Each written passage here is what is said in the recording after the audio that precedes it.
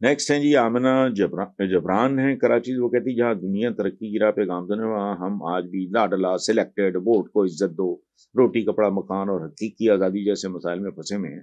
پاکستان کے عوام اپنے مستقبل کو لے کر پریشان، دوسری طرف سیاستدان اور دیگر ادارے کنفیوژن کا شکار. اور اس کی لیکن اس کی وجہ کیا ہے؟ آمنہ بیٹا پہلی بات ہوئی ہے آپ نے لکھا ہے پاکستان کی عوام. یہ سارے جاہل آپ کے جو بیٹھے ہیں میڈیا پہ یا پولیٹیشین یہ فضول بات کرتے ہیں. پاکستان کی عوام نہیں ہے، پاکستان کے عوام. کبھی آپ نے زندگی میں سنا ہے عام آدمی یہ کہتی ہے، عام آدمی یہ چاہتی ہے؟ جب وہ جمع ہو جاتے ہیں تو مونس ہو جاتے ہیں. یہ نہیں ہے. یعنی عام آدمی یہ کہتا ہے، وہ جب عوام کے وہ کہتی ہے، یہ کیا بات ہے؟ بہرحال پاکستان کے عوام یہ نہیں کی عوام نہیں ہے، پاکستان کے عوام. اب آئیں آپ کے سوال کی طرف. تو اس کا ایک لفظ میں اگر جواب چاہیے وہ ہے خود غرضی، کمینگی، کم ظرفی. مائنڈ سیٹ کیا ہے؟ ہم جو لوگ ہیں، بھٹو صاحب کا ایک جملہ سنیں پتہ لگتا ہے مائنڈ سیٹ کیا ہے. بھٹو صاحب نے اپنے بارے میں کہا تھا I am the only sacred cow in this country. میں اس ملک میں واحد مقدس گائے. سمجھ آئی بات؟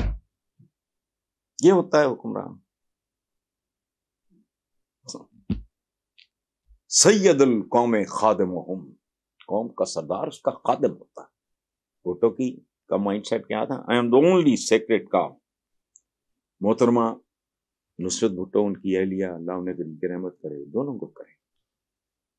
انسان ہیں پھسل جاتے ہیں، غلطی ہو جاتی ہے، ہم سے بھی بڑی ہوئی ہوگی، اپنی اپنی سطح پہ کرتے ہیں ہم سب. انہوں نے کہا تھا Bhuttos are born to rule. Bhutto پیدا ہی حکومت کے لیے ہوتا ہے. نتیجہ شور معصوم پھانسی چڑھ گیا، بیٹی قتل ہو گئی، دونوں بیٹے مارے گئے.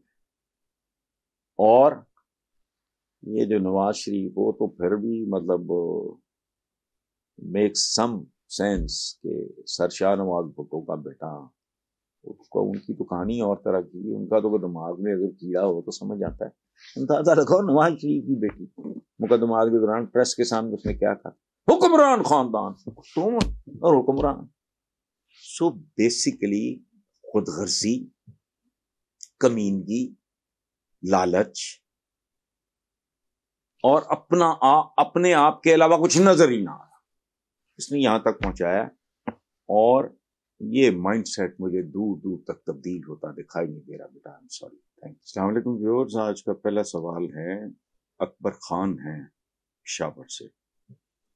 وہ کہتے ہیں جی نواز شریف العزیزیہ ریفرنس سے بھی بری ہو گئے ہیں. نواز شریف کو ایک کے بعد ایک ریلیف، کیا آنے والے دنوں میں نواز شریف کی نااہلی بھی ختم ہو سکتی ہے؟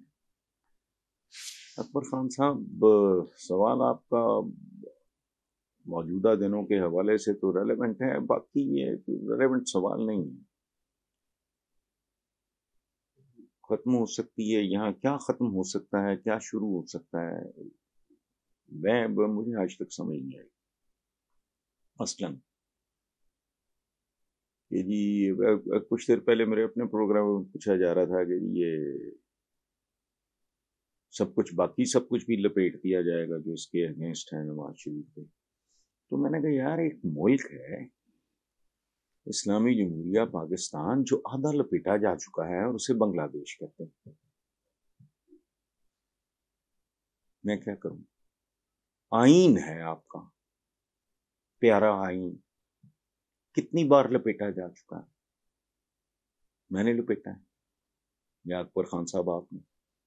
ذوالفقار علی بھٹو جوڈیشل مرڈر، عدالتی قتل، آج کل پھر اس کا رہا ہے. میں نے کیا تھا، آپ نے کیا تھا. سو اسلامی جمہوریہ پاکستان آج اسی لیے یہاں کھڑا ہے. یہاں کچھ بھی ہو سکتا ہے اور سبھی کچھ ہو رہا ہے. دیکھیں بات سنیں، اقتصادیات جب اس ملک کی تباہ ہوئی، کھپ پڑی، تو چند سال پہلے، 5-6 سال پہلے میں نے ایک بات کہنی شروع کی ہے، I was the only man in this country، کہ تم اقتصادی بربادی کو رو رہے ہو، یہ دراصل تمہاری اخلاقی بربادی کا انڈا بچہ ہے۔ جہاں اخلاقیات کے جنازے نکل جائیں، وہاں اقتصادیات کیا بیچتی ہیں، اس کے پیچھے بھی اخلاقیات ہی ہوتی ہیں۔